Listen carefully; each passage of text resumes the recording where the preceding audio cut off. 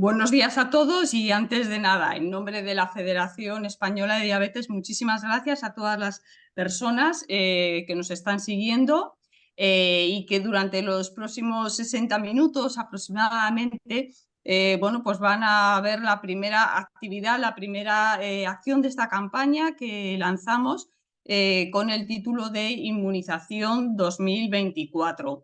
Gracias también a los colaboradores Sanofi, MSD, GSK y también la Asociación de Vacunología por apoyar esta iniciativa. Justamente este webinar que hemos titulado Vacunación en diabetes. Por esa importancia que tiene, ¿no?, la vacunación como herramienta preventiva para las personas con diabetes como colectivo de riesgo que son. Para ello, por primera vez, pero seguramente no la última, contamos con dos expertos. La verdad que les agradecemos muchísimo el que hayan podido aceptar esta invitación y estar hoy con nosotros. Y que voy a pasar a presentar antes de que ellos luego tomen la palabra, hagan una serie de exposiciones muy concretas y específicas sobre varias áreas importantes para la vacunación y las personas con diabetes. Ellos son, por una parte, Julián Ojanguren, que es vocal de Relaciones con las Asociaciones de Pacientes de la Asociación Española de Vacunología. Bienvenido, Julián, y muchísimas gracias. Lo dicho, no será la última que contemos contigo. Y después está con nosotros también Natividad Tolosa, vocal de formación en vacunas, también de la Asociación Española de Vacunología. También bienvenida, muchísimas gracias. Gracias. Y lo dicho también, es decir, aquí tomamos la palabra el primer día en el que estéis con nosotros y seguro que repetís. Esperemos que sea así. Y dicho esto, Julián, creo que eres el primero en tomar la palabra y hacer esta pequeña introducción, ¿no?, a lo que sería este webinar, con esos datos importantes que creo que las personas con diabetes van a agradecer y luego ya pasaríamos la palabra a Natividad. Sí que es verdad que pido a todas las personas que nos están siguiendo que si quieren hacer ya preguntas lo puedan ir haciendo, porque al final dejaremos un pequeño espacio para que la gente pregunte. Yo os iré lanzando las cuestiones para que o bien Julián o bien Natividad o los dos pues podáis ir contestando al público. Ahora ya sí que sin más, yo me callo, Julián, y adelante cuando quieras. Gracias. Perfecto. Muchísimas gracias, Mercedes. Dar las gracias a la Federación Española de Diabetes mientras comparto la pantalla. Eh, Decirme, porfa, si se ve. Ahora se ve perfecto, Julián, perfecto. Perfecto. Pues quiero agradeceros a la Federación Española de Diabetes que hayan querido contar con nosotros, con la Asociación Española de Vacunología, para hablar sobre la importancia que tiene la protección de las enfermedades que son transmisibles en las personas con diabetes. Como me ha presentado Mercedes, mi nombre es Julián Ojanguren, yo soy enfermero, trabajo en un centro de salud en atención primaria en la isla de Fuerteventura. Me gustaría empezar hablando que las personas con diabetes, además de ser una enfermedad, la diabetes, que tiene problemas en el manejo de la glucemia, del azúcar en la sangre, es una enfermedad que también provoca alteraciones en el sistema inmunitario. Lo que hace es que nuestras defensas, nuestro sistema inmunitario, tengan una función disminuida y entonces esto lo que hace es que ante una infección, cuando cogemos una infección, las personas con diabetes tengan un mayor riesgo de tener complicaciones a través de estas enfermedades. Y aquí es donde entran en juego las vacunas. Las vacunas lo que van a hacer es protegernos frente a estos virus y las bacterias. Lo que hacen es entrenar a nuestro sistema inmunitario para que cuando estemos en contacto con esta enfermedad, nuestro sistema inmunitario sea capaz de vencer esa enfermedad y prevenir una complicación grave de esa enfermedad. Las vacunas en sí no evitan que cojamos la enfermedad, pero sí lo que van a hacer es que cuando nosotros cogemos esa enfermedad, las consecuencias o la gravedad de los síntomas sean menores. Por lo tanto, la vacuna lo que en el fondo va a hacer es que van a mejorar nuestra calidad de vida. Lo que pretendo con esta charla es explicar en un primer momento cómo funcionan las vacunas, también explicar cómo la protección que nos dan estas vacunas, cuáles son las vacunas que están recomendadas para protegernos y, por último, responder a todas las dudas o aquellas preguntas que tengan todas las personas que nos están. Para empezar con cómo funcionan las vacunas, quería preguntarles si recuerdan esos dibujos animados que veíamos hace tiempo, que era de Érase una vez la vida. Pues esta serie, que tiene más de 40 años, explica muy bien cómo funciona nuestro sistema inmunitario. ¿Se acuerdan que había unos gérmenes que intentaban siempre entrar dentro de nuestro organismo, ¿no? y provocarnos una enfermedad, que eran los virus, y también estaban las bacterias? También había la primera línea de defensa de nuestro sistema inmunitario, que eran las vagonetas macrófagas, que se dedicaban a comerse, fagocitaban a los gérmenes. Y teníamos también a los glóbulos blancos, que son los llamados linfocitos T, y también había otros glóbulos blancos, que son los que se llaman linfocitos B, que eran estos que iban volando por nuestros vasos sanguíneos y fabricaban los anticuerpos. Los anticuerpos son defensas específicas frente a cada germen. Para poder vencerlo tenemos que fabricar un anticuerpo específico. Los anticuerpos no actúan frente a todos los virus o todas las bacterias, sino que necesitamos crear el anticuerpo específico para cada uno de los virus y cada una de las bacterias que nos quieren atacar a nuestro. En la serie se acuerdan que continuamente estaban los virus, las bacterias, y es que en la realidad así están, continuamente están intentando entrar en nuestro organismo para provocarnos una enfermedad. Cuando intentan entrar en el organismo, llegan los macrófagos, que se los comen, y estos se lo muestran a los linfocitos, a los glóbulos blancos, para que lo identifiquen. Y luego el linfocito B, con esa información que les ha pasado los macrófagos, fabrican las armas específicas frente a ese virus o a esa bacteria. Este proceso de fabricación de estos anticuerpos, los linfocitos B, necesitan alrededor de 5 o 10 días para generar esos anticuerpos. Entonces, cuando ya tenemos los anticuerpos fabricados, van al campo de batalla y destruyen y vence a la enfermedad. Y luego estos linfocitos B, en el momento en que ya ha pasado la enfermedad, no se mueren, sino que se transforman en células de memoria, se van a la médula ósea de nuestros huesos y ahí quedan como células de memoria. ¿Para qué? Para que cuando vuelva otra vez a tener una infección por el mismo germen, ya sabemos qué anticuerpos tenemos que fabricar. Por lo tanto, ya se tarda menos tiempo. Como les decía, la primera vez que entramos en contacto con el germen, nuestros linfocitos B tardan alrededor de 5 o 10 días en generar esos anticuerpos, esas defensas específicas para vencer la enfermedad.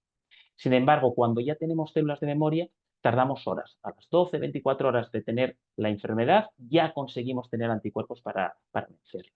Si la primera vez, ese tiempo, 5 o 10 días, ese germen es muy patógeno, quiere decir que genera mucho daño en nuestro organismo, puede provocarnos complicaciones graves, acabar ingresados en el hospital o, lo más grave de todo, que nos acabe matando. Aquí es donde entran en juego las vacunas. Las vacunas lo que hacen es imitar la enfermedad. Intentan engañar, por así decir, al sistema inmunitario, haciéndoles creer que es la enfermedad real. Las vacunas son o gérmenes atenuados de esos virus o esas bacterias, o también son trocitos de la pared celular que el organismo, el sistema inmunitario, cree que es el verdadero. Genera todas las células B con los anticuerpos y genera células de memoria y anticuerpos. Y cuando los anticuerpos van al campo de batalla, allí no hay nadie, pero sí que ya ha generado células de memoria. Y la siguiente vez, cuando llega el germen verdadero, ya vamos a tardar alrededor de 12, 24 horas en tener defensas específicas. Por lo tanto, cuando llega el germen verdadero, muchas veces tendremos síntomas leves de la enfermedad o a veces ni siquiera notaremos esos síntomas porque se ha vencido la enfermedad antes de que genere daño en nuestro organismo. Este es el calendario de vacunaciones que tiene el Ministerio para toda la vida. Son vacunas que se tiene que administrar. Primero voy a hablar de las vacunas que todas las personas tienen que administrarse, que están recomendadas en todas las personas. Y luego lo haremos las específicas en las personas que tienen diabetes. Y el calendario de vacunación va desde antes de que nacemos hasta el final de nuestros días. Yo me voy a centrar en las vacunas en la población adulta. Las vacunas en la población infantil tenemos unas tasas de vacunación de más del 95%. Sin embargo, en adultos, estas tasas, la gente que se vacuna, es algo menos. Y aquí es donde tenemos que hacer esa incidencia todos juntos, desde las asociaciones de pacientes, el personal sanitario, las sociedades científicas, para animar a la gente que conozcan cuál es la importancia de las vacunas para que se las administren y se protejan frente a estas enfermedades. Pues como os decía, voy a hablar de las vacunas en la población a partir de los 18 años. Y vemos que todas las personas tenemos que estar correctamente vacunados frente a tétanos y difteria, TDs, tétanos y difteria. También, hasta los 65 años, todas las personas tienen que estar correctamente vacunadas o haber pasado las enfermedades pertenecientes a la triple vírica, que es sarampión, rubeola y paperas. También todo el mundo tiene que estar inmunizado, bien porque haya pasado la enfermedad. La vacuna de la varicela es una vacuna que se empezó a administrar hace relativamente poco, entonces o las personas o hemos pasado la enfermedad o están protegidas frente a la enfermedad con las vacunas. Y luego todas las personas a partir de los 65 años, todo el mundo tiene que estar correctamente vacunado frente al neumococo, que luego hablaremos sobre esta bacteria, frente al herpes zóster. Esta es una vacuna que ha entrado hace poco en calendario y unas comunidades autónomas, como cada comunidad autónoma tiene competencias en sanidad, unas lo han puesto la vacuna a los 65 años, otra a los 80 años, otra en otras franjas de edad. Pero a los 65 años todo el mundo debería de vacunarse frente al herpes zóster y también anualmente todas las personas a partir de los 65 años tienen que ponerse la vacuna frente a la gripe. Estoy hablando, recuerden, frente a las vacunas que todo el mundo tiene que tener puestas, y ahora voy a hablar en concreto cuáles son las vacunas que tienen que tener puestas y que deben de protegerse frente a estas enfermedades las personas con diabetes. El Ministerio recomienda que todas las personas con diabetes anualmente deben de vacunarse frente a gripe y frente a COVID. Y también deben de estar correctamente protegidos frente al neumococo. Y también recomienda frente a la hepatitis B, pero no a toda la población con diabetes, sino a aquellos que tienen un elevado riesgo de padecer la enfermedad de la hepatitis. La hepatitis es una enfermedad vírica que se transmite bien por contacto sexual o bien por estar en contacto con sangre de una persona que tenga hepatitis. Por lo tanto, serían las personas que tienen conductas sexuales de riesgo, gente que tiene múltiples parejas y que no utiliza protección en esas relaciones, personas con VIH, personas que se inyectan droga a través de vena, y también en función de la profesión que realice. Gente que trabaje, tenga puestos de trabajo en el que pueda estar en contacto con sangre y con agujas, por ejemplo, el personal sanitario, personas que tienen un taller de tatuaje, por ejemplo, tienen que estar correctamente vacunados frente a la hepatitis B para evitar contagiarse frente a esta enfermedad. Y además de estas que recomienda el Ministerio, diferentes sociedades científicas, como la Sociedad Española de Diabetes, la Asociación Americana de Diabetes o el Centro de Control de Prevención de Enfermedades de Estados Unidos, recomienda además de estas que las personas con diabetes se protejan frente al herpes zóster. Y ahora desarrollaré una a una cada una de estas enfermedades. La gripe es una enfermedad que afecta a una de cada 10 personas al año. Por estadística, cada 10 años, cada uno de nosotros vamos a haber padecido una vez al menos cada 10 años la enfermedad de la gripe. La mayoría de las veces que tenemos gripe, los síntomas que da son mocos, nos va a dar dolor de cabeza, nos va a dar dolores musculares, dolores articulares, pero no nos va a complicar la enfermedad. Se va a curar sola, solamente con tratamiento, con paracetamol, se va a curar. Sin embargo, en las personas con diabetes esto no es así, ya que las personas con diabetes van a tener un riesgo de padecer neumonía 8 veces más que la misma persona de su misma edad que no tenga diabetes. Mientras voy hablando, también me gusta ir recalcando que toda esta información la estoy sacando de evidencia científica, de artículos publicados de estudios, porque sí que creo que es importante que los datos que se dan sean avalados por evidencia científica. ¿Vale? No son creencias lo que uno piensa, sino que hay estudios hechos detrás que refuerzan lo que estamos diciendo. Pues las personas con diabetes tienen 8 veces más riesgo de tener una neumonía cuando padecen gripe. Pero es que también 3 de cada 4 personas con diabetes va a tener una alteración en la glucemia, o sea, en el azúcar. El virus de la gripe, la mayoría de los virus provocan alteraciones en el azúcar en las personas, en la glucemia. Por lo tanto, la persona con diabetes va a tener una alteración en el azúcar y esto va a hacer que se complique la enfermedad de base que tiene la diabetes. Y algo muy importante, y esto se veía en este estudio que os he puesto aquí en la pantalla, en este estudio cogieron a más de 50.000 personas diabéticas de varios países aquí en Europa y les dieron un podómetro, un marcador de pasos, y los estuvieron viendo cuál era la evolución de los pasos que dan a lo largo de los días durante varios meses. Y se vio que aquellas personas que tuvieron gripe tenían, durante el periodo que tenían la gripe, una media de 10.000 pasos menos dados en ese periodo que tenían la infección. Por lo tanto, vemos que una persona que padece la gripe va a estar encamado, va a estar en su casa, no va a salir, y sabemos la importancia que tienen las personas con diabetes el realizar actividad física y el caminar. Además, la protección que nos da la gripe, la vacuna, es muy importante.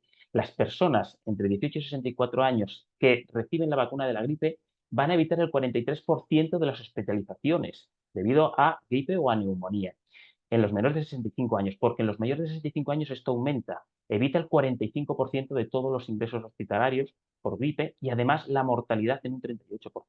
Por lo tanto, la vacuna de la gripe nos va a evitar complicaciones graves y también fallecimientos en las personas con diabetes.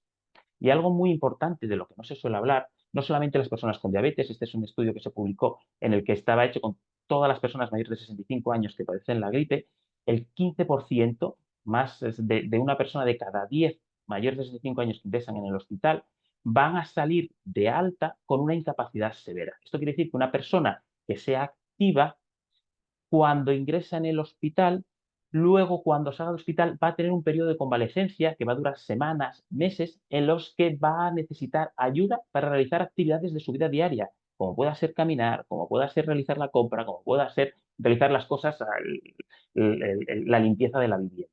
Por lo tanto, la gripe provoca unos daños en el organismo que va a tardar meses en recuperarse y a mayor edad, mayor va a ser este tiempo en el que se va a tardar en recuperarse. Y las coberturas de vacunación en las personas con gripe, perdón, personas con diabetes, no es no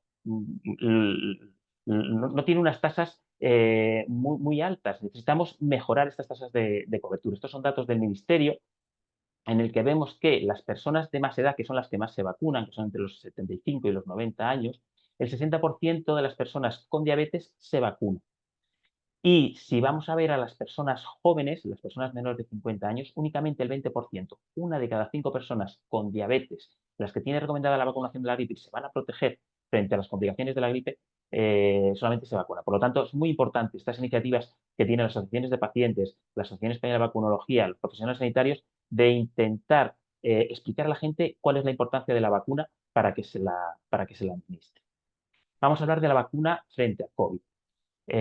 Las diferentes sociedades científicas, como es la Sociedad Española de Diabetes, recomienda la vacunación de COVID, porque es que las personas con alteraciones en la glucemia, como pueden ser las personas con diabetes, tienen un mayor riesgo. Esta enfermedad afecta más y provoca más complicaciones graves y más fallecimientos en aquellas personas que tienen el azúcar alterado en sangre.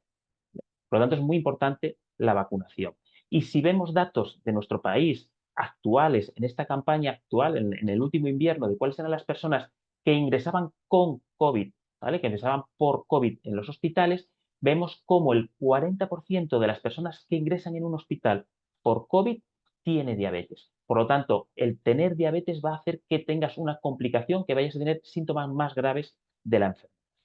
Algo que preocupa mucho a las personas cuando reciben una vacuna es los efectos secundarios que tiene, ¿no? Se habla mucho sobre la seguridad de las vacunas y esto es algo que tenemos que tener en cuenta. Esto es un estudio que acaba de publicar el mes pasado la Academia de las Ciencias Nacionales en Estados Unidos, donde analizaron todas las vacunas de COVID y cuáles eran los efectos secundarios de la vacuna. Lo que quieren comparar es, para saber si una vacuna provoca un efecto secundario grave, es mirar cuántos efectos secundarios tiene ese efecto secundario se ve en los pacientes vacunados y antes de vacunar. Entonces, lo que hicieron la Sociedad Americana de las Academias de las Ciencias fue ver cuántos casos había de todas estas enfermedades antes de la vacunación COVID, de trombosis, de ataques cardíacos, de parálisis, de ACVs, de muertes súbitas, de embolismos pulmonares, antes de que existiera la vacuna del COVID y actualmente con la vacuna del COVID. Y vieron que no había un aumento, que no hay un aumento de estas enfermedades, ¿vale? De estos eventos. Por lo tanto, la vacuna de COVID es segura. Sí que se vio que la vacuna de COVID provoca un aumento de casos de miocarditis. Miocarditis es inflamación, mio quiere decir músculo, carditis viene de cardio, del músculo del corazón, itis, inflamación. O sea, inflamación del músculo cardíaco, sí que hay un aumento de casos, pero es un caso por cada 100.000 vacunas y la mayoría de estos son leves y de rápida recuperación, o sea que se recuperan rápidos. Padecer la enfermedad COVID provoca más miocarditis que la vacuna. Si no estamos vacunados, si tenemos una enfermedad por COVID, o sea, la probabilidad es 5,2 casos por cada 100.000 infecciones. Por lo tanto, la vacuna sí que nos puede provocar una miocarditis, pero menos que si padecemos la enfermedad y de menor gravedad que si padecemos la enfermedad. Por lo tanto, la seguridad en una vacuna no quiere decir que no tengan cero, o sea, que tenga cero efectos secundarios, sino que los efectos secundarios, aunque se tengan, es preferible esos efectos secundarios que padecer la enfermedad, porque padecer la enfermedad va a provocar más de miocarditis, va a aparecer muchas más complicaciones. Vamos a pasar ahora a la enfermedad del neumococo. El neumococo es una bacteria que es muy frecuente, la tenemos en nuestra nasofaringe, en nuestra garganta, vive con nosotros. Se estima que hasta el 90% de las personas, sobre todo aquellas que conviven con niños, tienen niños pequeños en edad escolar, y sobre todo con varios hermanos y convives en la casa con varios niños pequeños, hasta el 90% de las personas van a tener el neumococo en su garganta. Y el neumococo es una bacteria que se transmite a través de cuando hablamos, cuando tosemos, cuando estornudamos, esas gotitas que nos salen, viaja el neumococo en ella y puede llegar hasta 2, 3 metros, incluso más de distancia, y contagia a otras personas. Y el neumococo lo tenemos en nuestra garganta y aprovecha cuando tenemos nuestro sistema inmunitario debilitado. Hemos tenido una infección vírica por una gripe, por cualquier rinovirus. No se sabe realmente el mecanismo por el cual ocurre, pero pasa de nuestra garganta a nuestros pulmones y nos provoca la neumonía. Y a veces también pasa de nuestros pulmones a la sangre y nos puede provocar otra enfermedad más grave todavía, que es una sepsis, que es una infección generalizada por neumococo en nuestra sangre, o también irnos al cerebro y provocarnos una meningitis. ¿Qué ocurre en las personas con diabetes? Pues que como tienen alteradas las células de defensa del sistema inmunitario en los pulmones, tienen una mayor predisposición a que el neumococo se vaya a los pulmones y provocar, por lo tanto, mayor riesgo de tener neumonías y tener enfermedades neumocócicas invasoras, esa sepsis generalizada, infección generalizada en el organismo. ¿Vale? Y es que, estos son los resultados de otro estudio, las personas con diabetes tienen 3 veces más probabilidades de tener una neumonía grave y de fallecer que las personas de la misma edad sin diabetes. Y además, si la hemoglobina glicosilada, que esto es un término que todos los diabéticos, todas las personas con diabetes controlan, saben que es esa media en los últimos 3 meses de cómo tiene el azúcar en sangre, el riesgo como esta hemoglobina glicosilada esté alterada se multiplica por 1,6. ¿Vale? Por lo tanto, esa complicación es mayor en las personas que están con la diabetes descompensada. Vamos a hablar de la vacuna frente al herpes zóster. El herpes zóster, diferentes sociedades científicas, como la Asociación Americana de Diabetes o la Asociación Americana de Endocrinología, recomiendan. El herpes zóster es una enfermedad que es la reactivación del virus de la varicela. La primera vez que entramos en contacto con el virus de la varicela, con la varicela, nos ocurre la enfermedad de la varicela. Y nuestro sistema inmunitario no lo llega a vencer del todo, sino que lo controla y lo deja, por así decirlo, comprimido y latente en unos ganglios en nuestro organismo. Y cuando pasan los años, cuando vamos envejeciendo, nuestro sistema inmunitario va envejeciendo, se reactiva el virus y nos provoca el herpes zóster. Es una enfermedad que tiene baja mortalidad, no fallecen muchas personas, sin embargo, da una complicación muy grave, que es la que se denomina neuralgia posherpética, que es un dolor muy intenso, crónico, de duración mayor a 3 meses y que puede estar la gente durante más de 3 meses, un año o varios años, con un dolor crónico que impide que realice sus actividades diarias. Se estima que que 3 de cada 10 personas vamos a tener un herpes zóster a lo largo de nuestra vida. Y a partir de los 85 años, si llegamos, que seguro que todas las personas que estamos viendo esto vamos a llegar a los 85 años, 1 de cada 2 personas vamos a tener un herpes zóster. Como os decía, la primera vez que entramos en contacto con el virus de la varicela, vamos a tener varicela. Estas son fotos tomadas por mí en la consulta de pediatría antes de que estuviera la vacuna de la varicela dentro del calendario vacunal. Antes veíamos niños así. Ahora, desde que está en el 2015 la vacuna de la varicela dentro del calendario, ya no vemos estas enfermedades. ¿Vale? Pero gracias a la vacunación, si dejamos de vacunarnos, van a volver. Pues cuando se reactiva el virus, nos va a provocar el herpes zóster, la que la gente llama también la culebrilla. Nos va a provocar esas vesículas, esas ampollas a lo largo de nuestro cuerpo, y también nos puede aparecer en la cara y llegar al ojo y provocar lesiones en el ojo. Si vemos cuáles son los ingresos hospitalarios por esta neuralgia posherpética, vemos que con la edad aumenta. Por eso, a partir de los 50 años, más del 90% de las personas que ingresan en los hospitales por neuralgia posherpética ocurren a partir de esta edad, a partir de los 50 años. Esta edad es importante porque esta vacuna está recomendada a las personas a partir de los 50 años. Y entonces, en las personas con diabetes tienen un mayor riesgo, tienen 1,6 veces más riesgo de tener un herpes zóster.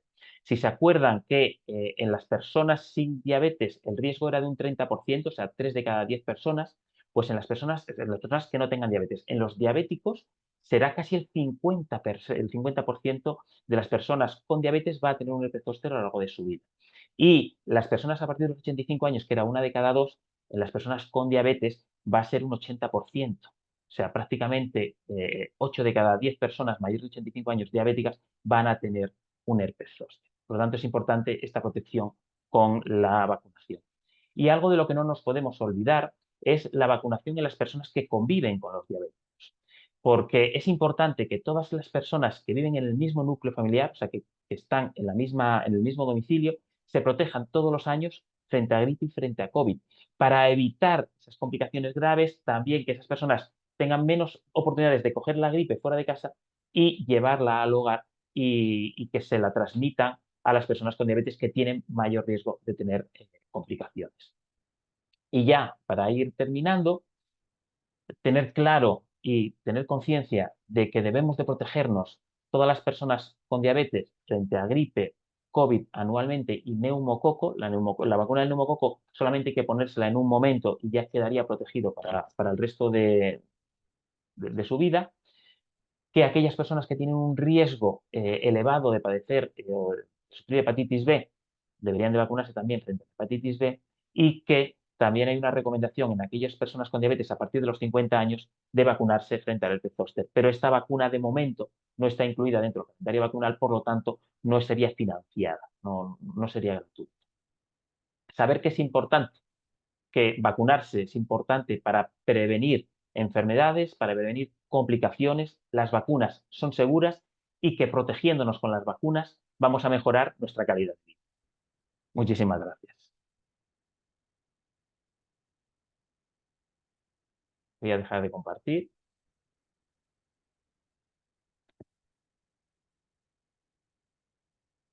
Perfecto.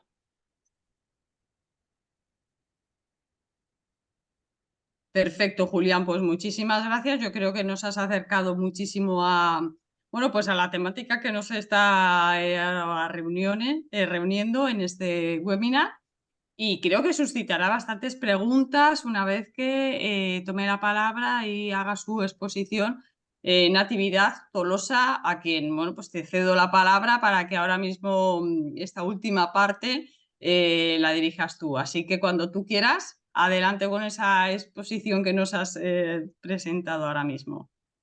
Muchísimas gracias, Mercedes, por la presentación y también por la invitación. Me parece que es fundamental. Nuestro trabajo como sanitarios es fundamental y está enfocado a los pacientes, y la formación y el contacto estrecho con las asociaciones de pacientes, y yo creo que es algo a lo que vamos a más. Estas herramientas nos permiten flexibilizar el tiempo, duplicar, dejarlo grabado, con lo cual os felicito totalmente por el trabajo que hacéis desde la asociación. Y bueno, yo voy a compartir mi presentación, poco más que añadir a lo que ha comentado Julián, que ha hecho un repaso excepcional de toda la vacunación del adulto, y en concreto de la vacunación del paciente diabético, que tiene sus particularidades y que él ha sintetizado muy bien y con una exposición muy gráfica. Yo voy a hablar un poquito de los datos de epidemiología. Vosotros conocéis lo que es la gripe en el mundo, lo que tenemos aproximadamente casi un 10% de la población es diabética. ¿Y a dónde vamos? ¿Vale? ¿A dónde vamos? Fijámonos, esto es un mapa de estimación de lo que se prevé que vayan a ser los casos de pacientes diabéticos en el mundo desde el año 2019 a lo que esperamos tener en tan solo, pues ahora mismo ya casi 20 años, porque es del 2045, cada vez estamos más cerca. Y fijaros, hay países donde, pues países a lo mejor de renta baja que están cogiendo un poco los hábitos de los países más de Occidente, como África o el norte el Medio Oeste o el sudeste asiático, donde se espera que aumente hasta más de un 100% los casos de diabetes. A nivel mundial se espera que en los próximos 25 años haya un 50% de casos más de diabetes, con lo cual vamos a tener que cuidar mucho al paciente diabético, vamos a intentar cuidar mucho que ese paciente diabético viva bien, que no se complique y en la parte que a mí me compete, pues que no se infecte. Y para eso la mejor estrategia, desde luego, es la prevención. Los diabéticos, como bien sabéis, tenéis unas complicaciones agudas, que ahí las controláis vosotros mucho mejor, hipoglucemias, cetoacidosis, coma, convulsiones, hasta un coma diabético en situaciones graves. Pero una de las complicaciones agudas que figuran son las infecciones y por eso nosotros desde la parte de la Asociación Española de Vacunología lo que intentamos es no llegar a esa fase de infección. Lo que pasa es que yo, como ya Julián ha introducido prácticamente todas las vacunas de calendario, me voy a concretar en una parte de las complicaciones crónicas. Como bien sabéis, el exceso de glucosa en sangre va haciendo también un daño crónico, sobre todo a los vasos sanguíneos, ¿vale? Y ese daño crónico puede afectar de forma a vasos grandes, ¿vale? Donde tenemos en la parte esta de la derecha cómo afecta con el paso del tiempo y la acumulación de esa glucemia alta tanto a la parte de los vasos de cerebrovasculares y provoca un aumento de riesgo de accidentes cerebrovasculares, lo que viene a ser llamado ictus, embolias cerebrales, y también en la parte de enfermedad cardiovascular, con un mayor riesgo de anginas y de infartos de miocardio. Pero también la glucemia elevada afecta a microvascular, a la parte microvascular. Y como bien sabéis, tenéis que revisaros y acudir al oftalmólogo porque afecta a esos vasos sanguíneos muy finitos que hay en la retina, la famosa retinopatía diabética, también a la neuropatía y esos defectos a veces de sensibilidad en partes distales como en las piernas, que hay que cuidarse, en los pies. Pero yo me voy a incidir un poco en la parte del riñón, porque finalmente el exceso de glucemia afecta tanto a todo el sistema vascular del riñón, que tiene esa forma como habichuela, pues el exceso de glucosa le afecta con el paso del tiempo, ¿vale? Afecta a la microcirculación del riñón, que sabéis que es un órgano, bueno, son dos riñones, ¿no? Y además uno compensa al otro, están muy bien equilibrados, que lo que hacen es el filtrado de todas las sustancias de desecho del organismo y también la eliminación de líquidos, ¿vale? Con lo cual es un órgano fundamental. ¿Qué ocurre con el paciente diabético que, como bien sabemos, es un paciente crónico? Es decir, cuando desgraciadamente adquirimos la diabetes, esto se queda para toda la vida. Bueno, pues sabemos que más o menos 1 de cada 3 pacientes diabéticos a lo largo, en un plazo de tiempo de unos 20 años, van a tener algún tipo de afectación renal por esa nefropatía diabética. Pero también sabemos que esa nefropatía diabética es evitable siempre que el control de la glucemia sea más estricto. De forma que esa estadística que os digo yo, de un 35%, más o menos 1 de cada 3 a los 20 años van a desarrollar algún grado de nefropatía diabética, se acerca casi a 1 de cada 2 si hay un mal control crónico de la diabetes o se reduce a 1 de cada 4 si el control de la diabetes es bueno, con lo cual podemos evitar también la nefropatía diabética. Esta sería un poco la evolución de esa nefropatía diabética con el paso del tiempo, estamos hablando de bastantes años, y que con un mejor, y como cada vez hay un mejor control glucémico, vamos a intentar que cada vez se llegue a fases terminales menos de la nefropatía diabética. En un primer momento, en una primera etapa, el riñón tiende a compensar y entonces, como funciona un poquito peor, se hipertrofia, de alguna forma se hace más grande para compensar esa pérdida de funcionalidad. Y ahí prácticamente no notamos nada, ¿vale? En la nefropatía diabética en las primeras fases no se puede notar nada. En unas fases intermedias, pues el riñón ya esa compensación de tamaño no la puede hacer y empieza a tener un poquito de defecto, ¿vale? Y empezamos a perder proteínas en la orina, pero pequeñas proteínas en la orina. Y eso, por eso, los diabéticos se tienen que hacer esos controles, aparte de sangre, esos controles rutinarios de orina, porque en esos controles rutinarios de orina anuales detectaríamos esa microalbuminuria que llaman, que es una fase ya moderada de nefropatía diabética y hasta llegar a una fase, si no se ha podido controlar, a una fase de nefropatía diabética o una enfermedad renal avanzada, pero que intentamos no llegar. ¿Cómo podemos evitar esa nefropatía diabética?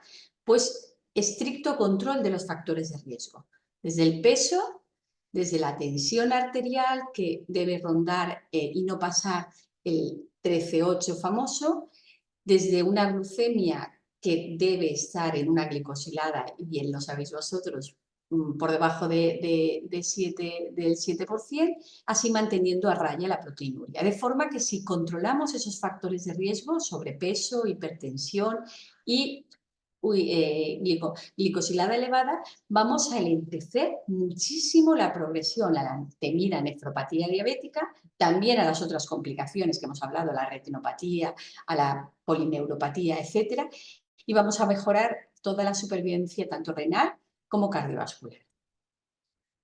Y en esa fase, precisamente hablando de vacunación, la única vacuna, porque mi compañero Julián ha hecho un repaso exhaustivo de todas, en la que no ha incidido tanto y me ha dejado un poquito más a mí, ha sido la vacuna de la hepatitis B, ¿vale? La vacuna de la hepatitis B, según el documento de la ponencia para grupos de riesgo, la deja como opcional para el paciente diabético. Y él explicaba que solamente se deberían vacunar de hepatitis B aquellos pacientes diabéticos que tuvieran un riesgo de hepatitis B aumentada. Pacientes diabéticos que además tuvieran una conducta sexual de riesgo, VIH o, por ejemplo, que fueran sanitarios. Porque la transmisión del virus de la hepatitis B obedece a tres causas fundamentales. La primera es el contacto sexual sin protección, parecido al VIH.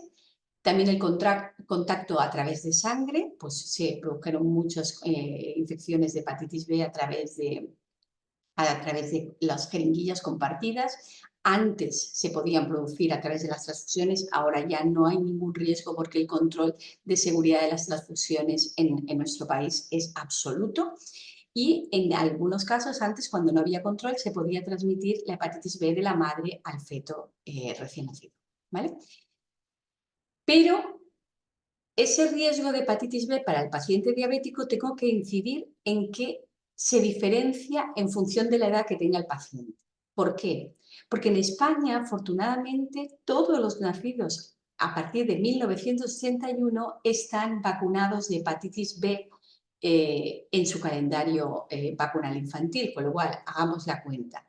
En el momento que tengamos ya más de 43 años, o sea, perdón, menos de 43 años, ya estamos vacunados en España en la infancia. ¿Cómo han sido vacunados esta cohorte desde los 0 hasta los 43 años? Pues han recibido una pauta de 3 dosis de vacuna de hepatitis B.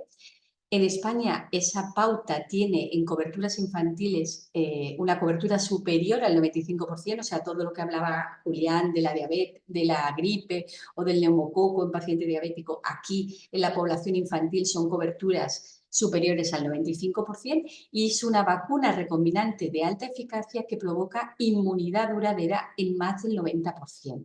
Con lo cual, el riesgo de hepatitis B para el paciente diabético, si tiene menos de 43 años, prácticamente se había descartado porque están bien vacunados. El riesgo sería para los mayores de 43 años que no están vacunados en la infancia y en los que tendríamos que ver. Y sobre todo en aquellos pacientes diabéticos que tienen esos factores de riesgo que hemos comentado con anterioridad y sobre todo aquellos que están haciendo una nefropatía diabética, porque la enfermedad renal crónica sí que es un riesgo muy grave para desarrollar hepatitis B y con lo cual tenemos que tener a los pacientes que tienen alguna enfermedad renal crónica bien vacunada de hepatitis B. Para ellos, además, contamos con una vacuna reforzada, porque sería un paciente con enfermedad renal crónica, además de diabético, tiene una peor respuesta a las vacunas y para eso contamos con una vacuna que ya no es la que se pone a los niños, sino es una vacuna de 4 dosis con un adyuvante que la hace tener mucha potencia para proteger y a pesar de la edad, a pesar de la comorbilidad, tener una respuesta frente a la hepatitis B muy aceptable.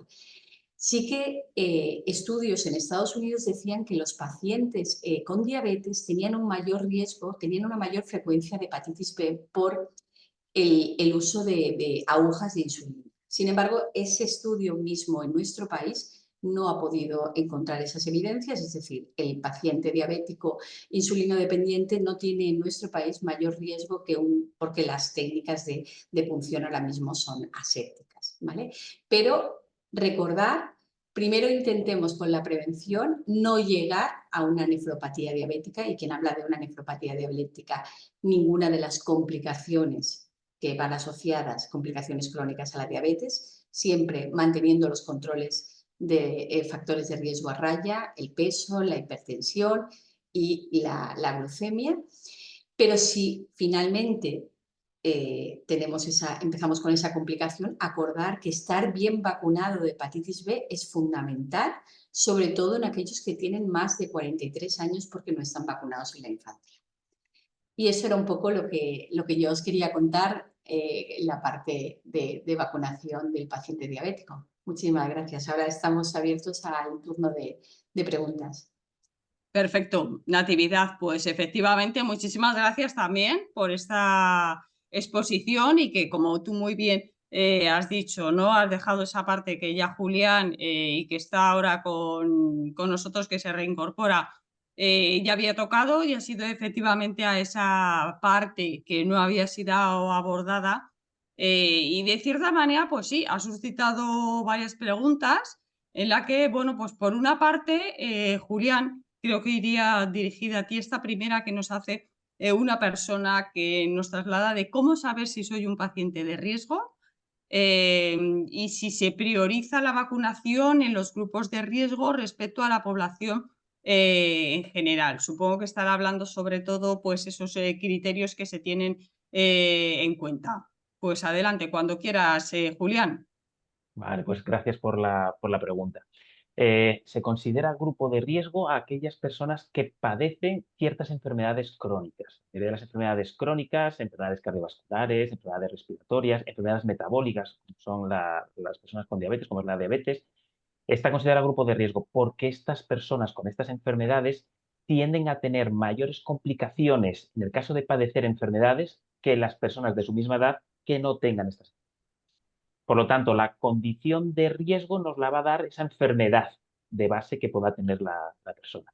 Y ese es el diagnóstico que le pueda dar su médico de atención primaria o hospitalaria, ¿no? que le hayan diagnosticado con esa enfermedad. Y estas personas sí que tienen tenemos que hacer un énfasis en la recomendación de la vacunación por esa capacidad que tienen de tener complicaciones ante la enfermedad.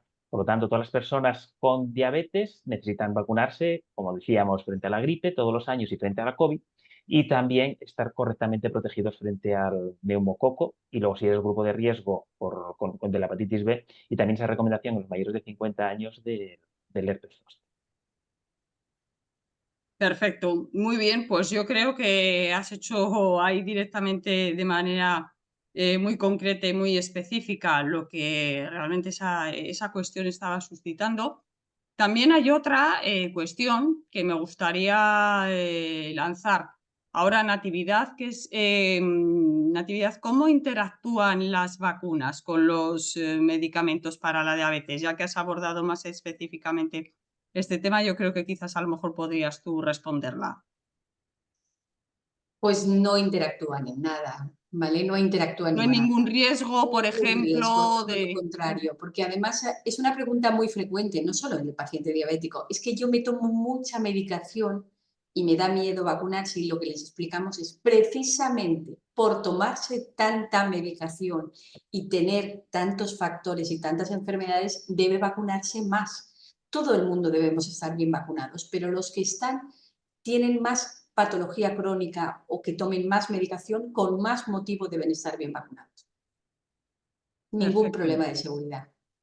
Muy bien, yo creo que sobre todo era porque hay gente que desconoce, ¿no? Sobre todo este tema, bueno, pues que puede tener lógicamente pues una interacción, ya que son personas polimedicadas.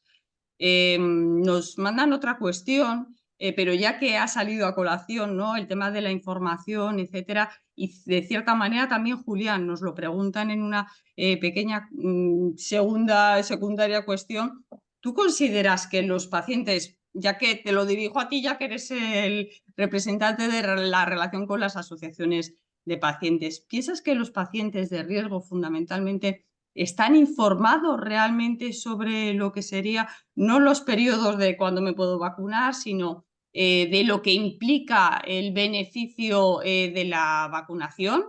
¿O todavía cuesta o hay que hacer muchísimo ejercicio didáctico para que la gente lo explique, perdone, lo entienda y se informe y lo Esto conozca? sí, esto es una cuestión de trabajo de día a día. Necesitamos dar el mensaje, reforzar continuamente el mensaje, porque encima son vacunas que todos los años hay que administrarse. Y todos los años una persona puede estar sin tener la patología, su enfermedad crónica, y de repente ser diagnosticado, ¿no? O con una diabetes. Y entonces esa información que no tenía ahora la necesita. Por lo tanto, es fundamental que todos los años se hagan campañas de concienciación de la vacunación, todos los años se hagan formaciones, en medios de comunicación, las asociaciones de pacientes, que hacéis un trabajo espectacular, transmitiendo todas las enfermedades, toda la Con formación vuestra a las ayuda. personas. Claro, y desde las sociedades científicas lo mismo. Esto es algo que tenemos que ir poco a poco y sumando. Las coberturas vacunales tenemos margen para poder trabajar y seguir mejorándolas. La gente lo hace bien. ¿Vale? La gente, por lo general, lo hace bien, pero necesitamos siempre buscar la excelencia, ¿no? Hacerlo mejor todavía. Por lo tanto, con este tipo de iniciativas que hacéis desde la Federación Española de Diabetes, desde las sociedades científicas, sería eso, mejorar para que aquellas personas que aún no han recibido la vacuna, que aún tiene alguna duda de ponerse la vacuna o no, sepa realmente cuáles son los beneficios que van a recibir y que les va a aportar esa protección con la vacunación, para que den el paso y se acerquen a su centro de atención primaria, a su centro de salud, a su enfermera, pidiendo la vacuna de la gripe COVID o la que le corresponda. Perfecto. Has comentado algo fundamental, que estemos todos coordinados. Has mencionado a las asociaciones de pacientes, a las sociedades científicas, pero también algo muy importante, que tú lo has mencionado también en tu exposición, ¿no? Y Natividad, yo creo que también, aunque no de manera tan directa, pero también porque es importante, las administraciones públicas, que creemos también, y vosotros, desde luego, también pensáis que es algo importante para que todo esto luego pues vaya siendo engranado de manera adecuada. Y la cuestión quizás de la persona que nos traslada ahora a siguiente, Julián, viene a decir todo esto. Es decir, puede haber diferencias de las fechas de inicio en las campañas de vacunación entre las comunidades autónomas. Es decir, si hay diferencias, las propias administraciones públicas incluso aquí, bueno, pues dependiendo de dónde vivas o si te trasladas de un sitio a otro, puede variar de cuándo comienza o cuándo se desarrolla una campaña o está centralizado. Al tener cada comunidad autónoma competencias en sanidad, la logística de cada comunidad autónoma es diferente. Entonces, el comprar todas las unidades, que son muchos miles, cientos de miles de dosis. Entonces, cada comunidad autónoma, en función de cuando tenga disponibilidad de la vacuna, empieza la campaña. Claro, no Normalmente es una empieza. compra, no es una compra No, centralizada, no. ¿verdad? Al no hacer una compra centralizada, cada comunidad autónoma hace sus compras. Entonces, cuando la tiene, empieza a administrarla. Sí que es importante administrarla antes de que empiece el invierno, que es cuando mayor pico, cuando más cantidad de infecciones hay. Y nuestro sistema inmunitario, a través de la vacunación, necesita 10, 14 días para estar inmunizado. O sea, la vacuna nos la administramos y hasta 2 semanas después no tenemos protección frente a la gripe. No, si nos ponemos la vacuna de la gripe, ¿no? Que es la campaña que se hace anualmente. Por lo tanto, es importante vacunarse antes de que empiece a haber gripe para estar correctamente protegido cuando empiece a haber gripe. No hay una fecha de inicio común, pero sí que todas las comunidades autónomas suelen empezar la primera semana, segunda semana de octubre, a principios de octubre, porque el pico de incidencia de gripe, cuanta más gripe hay, Este año, por ejemplo, ha empezado a venir a finales de diciembre. Entonces ya te hayas vacunado a finales de octubre, ya estás correctamente vacunado para el pico de gripe que hay a principios de diciembre. Perfecto. Y ya hablando de diferencias, ¿no? Entre comunidades en este caso, Natividad, hay otro paciente que nos pregunta si hay diferencias en las recomendaciones de vacunación entre pacientes o bien que tengan diabetes tipo 1, es decir, insulinodependientes, o si tienen diabetes tipo 2 que, bueno, pues que tienen otro tipo de tratamiento y no siempre con insulina. ¿Hay diferentes recomendaciones o eso no tiene nada que ver? Me parece a mí nunca se me habría ocurrido la pregunta, ¿ves? Fíjate, pero por eso es buena esa interacción entre pacientes. Me parece muy interesante, pero no hay ninguna diferencia, porque lo que hace de especialmente susceptibilidad al paciente diabético es esa elevación crónica de glucemia en sangre. Lo que le tiene como desventaja al paciente tipo 1 es que va a ser mucho más tiempo diabético, ¿no? que el paciente tipo 2 que suele ser empieza con una edad más avanzada. Pero en términos de recomendación de vacunación son las mismas. Es más, es muy interesante que hay pocos estudios de coberturas de gripe, de neumococo, pero cuando vemos estudios diferenciados de coberturas, vemos que las coberturas son siempre algo peor en el diabético tipo 1, pero no porque asociado a la diabetes, sino porque es un paciente más joven. Y el paciente más joven, a pesar de que con el paso del tiempo va a ser mucho más tiempo paciente de riesgo, no tiene esa sensación de riesgo que a lo mejor tiene un paciente ya diabético tipo 2, pero con más de 65 años. Es decir, lo que vemos en los estudios muchas veces es que el paciente diabético se vacuna mejor por el rango de edad al que pertenece que por su condición de riesgo de diabetes. Y eso tienen que tenerlo en cuenta. Ellos tienen ese plus y manda el factor de riesgo. Perfecto. Y una última pregunta para ti y otra última luego también para Julián antes de cerrar. ¿Crees que con el tema de la pandemia, el COVID-19 y que llegó lógicamente esa vacuna contra el COVID-19 ha contribuido bueno, pues a incrementar un poco la concienciación y que incluso este paciente más con diabetes tipo 1 pueda pues aumentar lo que sería su concienciación de vacunación? ¿O ha habido un antes y un después o no? Natividad, ¿tú qué Desde luego la opinas? pandemia en todos los aspectos ha sido un antes y un después. Ha habido cosas, fíjate, de todo lo malo se puede sacar cosas positivas, ¿vale? Incluso también de la pandemia. Pero todo lo que ha ocurrido después tampoco es, a veces los científicos lo entendemos. Lo que está claro es que en general el paciente diabético y otros grupos de riesgo han empezado a empoderarse como grupo de riesgo, sobre todo para el tema de la vacunación COVID. Era algo que ha sido, yo que trabajo con grupos de riesgo clásicos, pues trasplantados, grandes Ajá. inmunodeprimidos, pacientes con cáncer, pues ahora con la pandemia sí que reivindicaron su papel de grupo de riesgo.